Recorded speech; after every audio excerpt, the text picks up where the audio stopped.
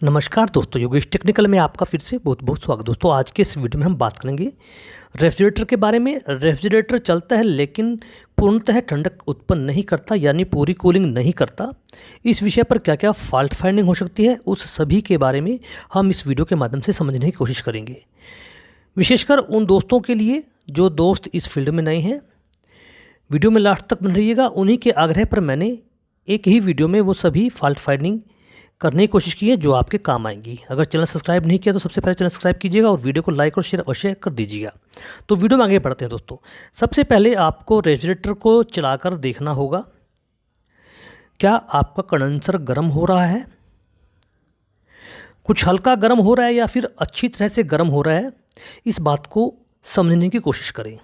Discharge pipe पर हाथ लगाएं, उससे ऊपर फिर कंडेंसर को देखें। अगर हल्का हल्का गर्म हो रहा है तो रेफ्रिजरेंट कम होने की संभावनाएं हो सकती हैं। उसके बाद आपको फ्रीजर पर जाना है। फ्रीजर पर देखना है क्या कूलिंग पूरे फ्रीजर में है या फिर हल्की हल्की 2-3 पाइपों पर है। क्योंकि अबे आपने रेफ्रिजरेटर को चलाया ही है तो लगभग 2 या 3 पाइपों पर कूलिंग आ जानी चाहिए। अगर हल्की हल्की बर्फ़ जम रही है तो इसका मतलब कि आपके रेफ्रिजरेटर में रेफ्रिजरेंट यानी गैस कम हो सकती है। सबसे पहले आपको इसी बात को कन्फर्म करना है। उसके बाद हमें आगे बढ़ना है। आपका कंप्रेसर का प्रेशर भी डाउन हो सकता है इस अवस्था में, इसलिए हमें प्रेशर को चेक करना होगा। आप प्रेशर गेज के द्वारा कंप्रेसर के प्रेशर को 400 पॉइंट से ऊपर तक देखिए। अगर होता है तो अच्छा है, नहीं तो कंप्रेसर बदलने की संभावनाएं हो सकती हैं। तीसरा नंबर दोस्तों, मशीन में रेफ्रिजरेंट की मात्रा अधिक होना। अभी आप जो ये फॉल्ट देख रहे हैं दोस्तों, इसमें सेक्शन पाइप पूरी तरह से बर्फ़ से ढकी हुई है। ये काफ़ी गलत प्रैक्टिस है। सेक्शन लाइन पर हल्की हल्की सी बर्फ़ का जमना या ठंडा होना और कंडेंसर का अधिक गर्म होना मशीन में रेफ्रिजरेंट की अधिक मात्रा होने का संकेत देता है।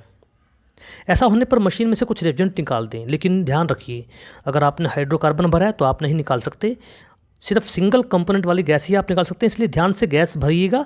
हमेशा वजन तोलकर ही गैस भरनी चाहिए ताकि ये गलती की संभावना पैदा ही ना हो। ये भी एक कमी हो सकती है ठंडक कम होने की।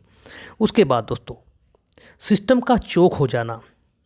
हमारे रेफ्रिजरेटर में 2 ही कंपोनेंट ऐसे होते हैं जिनमें रेफ्रिजरेंट चोक होने की संभावना सबसे ज़्यादा होती हैं।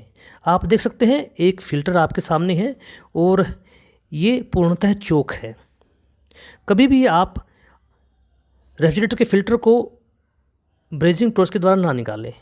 इससे पहले पाइप को कटिंग कर लें। अगर ब्लॉक होने की संभावना होगी तो आपको नुकसान नहीं होगा। ये सिर्फ आपको दिखाने के लिए ही है कि फ़िल्टर भी पूरी तरह से ब्लॉक हो जाता है।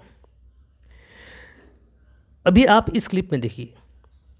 दूसरा कंपोनेंट है कैपिलरी दोस्तों। कैपिलरी लगभग ज़्यादातर ब्लॉक होती है, इसलिए कैपिलरी को अच्छी तरह से क्लीन करना चाहिए या फिर बदल लेना चाहिए अगर ज़्यादा ब्लॉक हो, क्योंकि ये भी आंशिक और पूर्णतः बंद हो सकती है। अभी आप देख सकते हैं इसमें हल्का हल्का तेल और कुछ एसिड सा नज़र आएगा आपको। ये कैपिलरी ब्लॉक होने की निशानी है। ऐसी अवस्था में हमें डाई नाइट्रोजन के द्वारा कैपिलरी को साफ़ कर लेना चाहिए। एपरेटर को साफ़ करना लेना चाहिए, उसमें तेल नहीं रहना चाहिए। और हमेशा गैस चार्जिंग करते हुए या कंप्रेसर बदलते हुए हमें ड्रायर यानी फ़िल्टर को बदल लेना चाहिए। बहुत ज़रूरी होता है दोस्तों। फ़िल्टर का काम ही ये होता है कि वो सिस्टम की गंदगी को अपने अंदर समेट ले, इसलिए अगर हम उसे नहीं बदलेंगे तो वो भी हमें आगे नुकसान पहुंचाएगा। फ़िल्टर में काफ़ी गंदगी होती है, ये आपको मैं अभी दिखाऊँगा। अभी हम एक सिस्टम का फ़िल्टर निकाल रहे हैं, बिल्कुल आपके सामने से निकाला है। और अब हम इसे देखिए, बिल्कुल काफ़ी कार्बन इसके अंदर जमा हुआ है। ये वो गंदगी है जो हमारे सिस्टम में दौड़ती रहती है रेफ्रिजरेंट के साथ, इसलिए हमेशा आपको फ़िल्टर बदलना चाहिए। फ़िल्टर को कभी भी गैस भरते हुए या कंप्रेसर को बदलते हुए पुराना फ़िल्टर नहीं यूज़ करना चाहिए। हमें नया फ़िल्टर ही लगाना चाहिए दोस्तों। इसमें हमारा भी फ़ायदा है और कस्टमर का भी फ़ायदा है। उसकी मशीन काफ़ी अच्छी तरह से रन करेगी, काफ़ी अच्छा कूलिंग इफेक्ट पैदा करेगी। उसके बाद दोस्तों थर्मोस्टेट की सेटिंग आप देख लीजिए।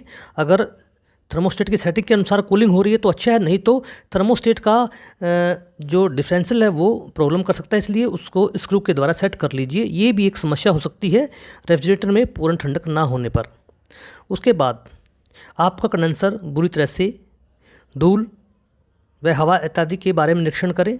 अगर ज़्यादा धूल जमी हुई है या गर्म हवा यानी उसको नेचुरल हवा ठीक प्रकार से नहीं मिल रही तो भी कम ठंडक होने का एक ये कारण भी हो सकता है। इसलिए कंडेंसर को दीवार से दूर रखें अपने रेफ्रिजरेटर को, उसके बाद दोस्तों ओवरलोड प्रोटेक्टर या फिर रिले भी फाल्टी हो सकती है, जिससे कि हमारा रेफ्रिजरेटर का शॉर्ट साइकिल बन जाता है, यानी कंप्रेसर कुछ ही देर चलता है साथ के साथ बंद हो जाता है, कुछ ही देर चलता है साथ के साथ बंद हो जाता है।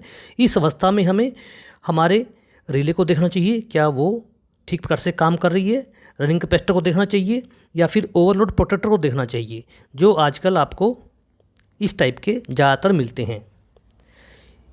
इनकी जो पत्ती होती है वो दोस्तों कमज़ोर हो जाने से यह समस्या उत्पन्न हो जाती है, इसलिए इसे भी आपको चेक करना चाहिए। उसके बाद दोस्तों हमारे एवापोरेटर पर काफ़ी बर्फ़ का जमना, अगर आपके एवापोरेटर पर काफ़ी ज़्यादा मात्रा में बर्फ़ जमी हुई है दोस्तों, ये भी एक कम कूलिंग का कारण बन सकती है, क्योंकि ये एक कुचालक का काम करती है, रेफ्रिजरेंट को सीधे गर्मी से टच नहीं होने देती और एक इंसुलेशन का काम करती है, इसलिए डिफ्रोस्ट करते रहिए अपने फ्रिज को।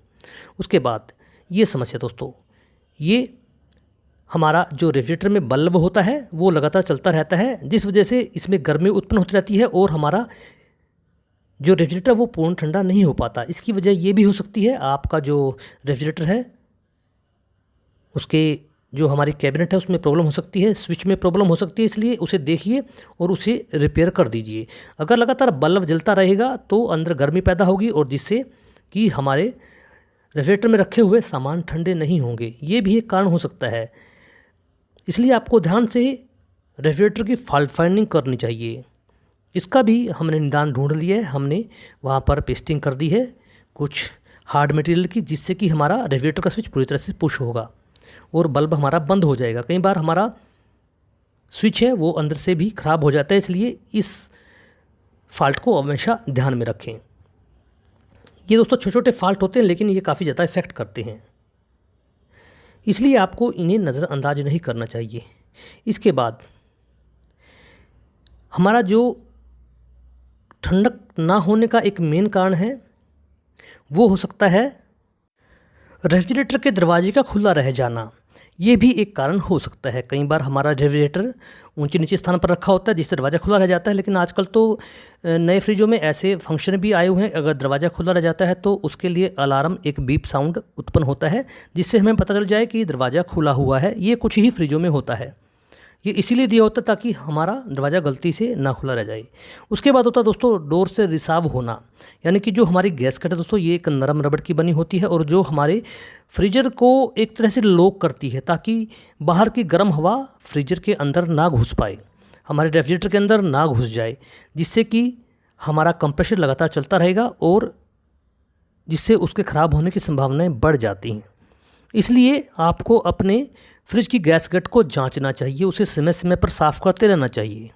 विशेषकर जो नीचे वाला हिस्सा होता है वो तो काफ़ी गंदा होता है और काफ़ी बुरी तरह से दब भी जाता है, और जिसकी वजह से इस गैसकेट में और फ्रिज के लाइनर में एक गैप हो जाता है जिससे कि ठंडी हवा बाहर निकलती रहती है और गर्म हवा फ्रिज में इंटर करती रहती है। इस वजह से हमारा जो रेफ्रिजरेटर है वो पूर्णतः कूलिंग नहीं कर पाता और जिससे हमारा बिजली का खर्च भी बढ़ जाता है। विशेषकर उन दोस्तों के लिए जो इस फील्ड में नहीं हैं, इस फॉल्ट को भी नज़रअंदाज ना करें।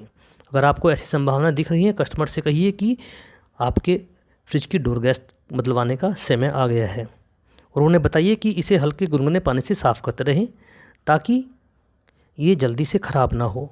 आप देख सकते हैं कई जगह से गैप आपको नज़र आएगा, यही एक कूलिंग ना होने का कारण बन सकता है। वीडियो को लाइक और शेयर अवश्य कर दीजिएगा, चैनल को सब्सक्राइब करना भी मत भूलिएगा। धन्यवाद दोस्तों।